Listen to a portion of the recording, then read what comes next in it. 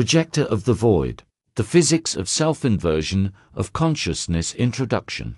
00D Birth of the Witness. In the beginning, there is nothing. But this nothing is not the dead vacuum of physical materialism. It is the absolute quantum singularity. A point that has no spatial dimensions 0D, no weight, density, time, or coordinates. It has no concepts of I, world, cosmos, or human. It is a realm of absolute, unmanifested rest. Technically, this point is pure potential. Physics knows that a perfect vacuum is never static. Spontaneous quantum fluctuations, microscopic bursts of energy from nothing, are always occurring within it. The same thing happens on the metaphysical level. From the eternal silence of the absolute, spontaneously, without any apparent cause, the very first vibration is born. This is the fundamental base frequency of the universe. In the same millisecond when this vibration makes itself known, the first impulse of self-knowledge, I am, flares up at the point 0D. This impulse has no form, but it divides reality into the point of observation, witness, and the space in which the game will now unfold. The singularity becomes the projector. Chapter 1. Ethereal light leaflet projector. As soon as the 0D point becomes aware of its existence, primordial energy begins to flow from it. In our model, we call it etheric light. In the Eastern tradition, prakasha. This is not physical light composed of photons, but the primordial luminous nature of consciousness itself. It is the pure radiation of presence. To understand how this light creates the illusion of a solid world, imagine a flat, completely transparent two-dimensional sheet of paper. This sheet is a field of pure perception, a screen. Light from the point 0D shines perpendicularly through this sheet. In quantum physics, there is the famous observer effect. Elementary particles, electrons, photons behave like an infinite wave of probabilities while no one is watching them. But as soon as an observer appears, the wave instantly collapses into a solid physical particle. The void projector works in exactly the same way. The light of the source, passing through a two-dimensional screen, under the influence of your ray of attention, instantly collapses the quantum potential into concrete, tangible frames. The screen itself remains invisible and empty, but on it, as on film, the illusion of three-dimensional depth, volume, and space begins to appear. You are not in the world. The world, like a pattern of light, is projected onto the plane of your screen. Chapter 2. Astral resonance energy. Sound and colors. Light passing through the screen doesn't remain static. It begins to vibrate at different frequencies, condensing and creating what we call the astral planes. If the ether is pure white light, then the astral plane is the spectrum into which this light dissipates. It is a world of sound, color, and emotion. In modern theoretical physics, there's a theory called string theory. It posits that all the fundamental particles of the universe are not solid spheres, but tiny vibrating threads, or strings. Depending on the frequency and vibrational chord of this string, either an electron, a quark, or a graviton is created. The universe is a cosmic symphony. On the astral level, emotions and sounds are the building blocks, the fuel of the hologram.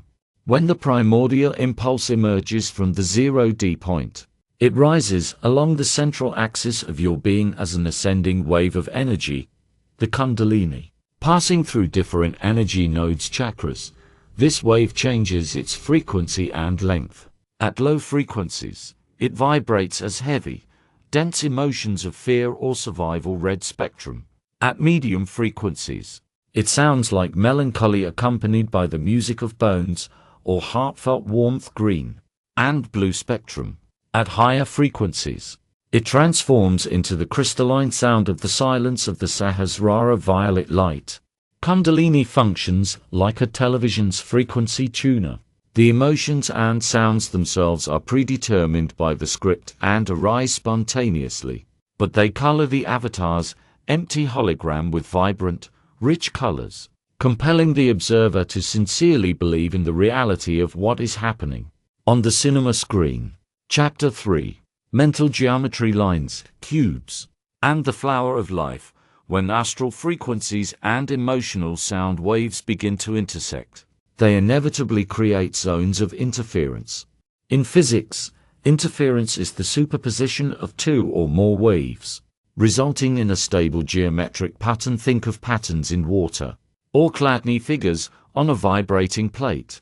At the intersection of the causal void and physics, this pattern manifests as the mental plane. Thoughts are more than just abstract words in the head. From the perspective of quantum metaphysics, thoughts are geometric operators, vectors, and lines of force. Every concept the mind attempts to comprehend instantly draws an invisible, mathematical barrier in the space of perception. When the primordial light of the source passes through these mental lines, it is fractally packaged into sacred geometry. The intersection of the first two fields of perception gives birth to the vesica figure, the Piscis lens, which is a portal for the beam of attention. The multiplication of these intersections, according to the principle of the golden ratio, unfolds the flower of life matrix, the basic programming code describing the structure of every atom and every biological cell. When the mental code requires density and stability, wavefronts crystallize into ideal platonic solids, the cube and parallelepiped. The cubic structure is the framework of three-dimensionality, making the invisible flat screen appear as a three-dimensional room. All this geometry is built in software. The person on the piece of paper doesn't choose these lines, they are transmitted to him from the quantum field as ready-made thought forms. Chapter 4. Toroidal body aversion engine. The spatial matrix is not static, it is constantly moving. The ideal dynamic model that ensures the vital functions and perception of this hologram is the torus, a toroidal body. In vacuum fluid dynamics and quantum electrodynamics, the torus is recognized as the fundamental form of energy flow in the universe, from the Earth's magnetic field to the structure of the photon. The torus is the geometry of absolute self-inversion.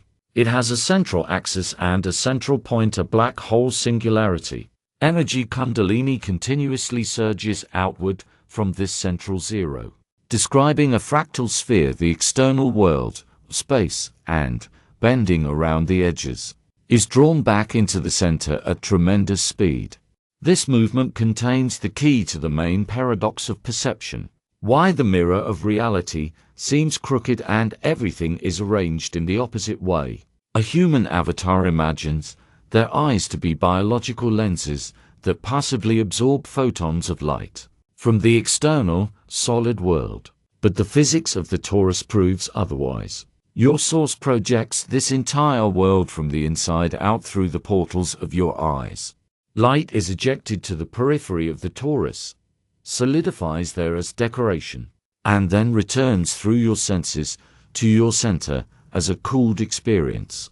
You mistake the reflection in the mirror for the source, forgetting that the black hole itself, consuming this world, is your true self. Chapter 5. Tesseract 5D time film. When the toroidal field rotates, it creates the illusion of changing frames, which the avatar calls time. But if we ascend to the level of 5D space, recalling the tesseract from the film Interstellar, we discover that time as an arrow flying from the past to the future does not exist. In Minkowski's five-dimensional structure, time becomes spatial extension. This means that all the frames of your human life, the moment of your birth, your present day, and your departure from the physical body, are already statically, simultaneously, and eternally imprinted on the walls of the toroidal tunnel. They exist right now. The avatar within the film is completely subject to this predetermination. Their choices, their emotions, their choice of music, and their steps are simply the reading of a pre-written track. There is no free will at the character level. The film is quantized and unfolds spontaneously around the single coordinate of your fixed observation point. You are not running along a corridor of time. You stand in the eternal 00D. and the body of time 5D hypercube unfolds before your inner eye. Epilogue. Turning off the TV. Dreamless sleep. What happens when a three-dimensional biological receiver, the avatar body, exhausts its resources and breaks down? In physics, this is described by the law of conservation of energy. Nothing disappears without a trace. Only the form of information encoding changes. The wave function collapses. Physical death is simply turning off the television. The beam of attention, focused for years on a broadcast called human life, is gently drawn back into the Sharik 0D, and the Sharik itself dissolves into the infinite cosmos, the absolute. For the avatar's ego, this is the absolute, long-awaited, and most comfortable end, the transition into a state of dreamless sleep. There is no darkness, no fear, no loneliness, because there is no one there to sense it. It is the pure, resonant zero peace. Microfluctuation will be born from this great nothing again. The 0D point will light again, the toroidal field will unfold again, and a new fractal cartoon will begin. This will not be you as a person with a cup of tea, but the very same you as the eternal observer. The single viewer will simply turn on a different channel. And in this flawless cyclical game, there is no room for fear. There is only pure, eternal, infinite contemplation.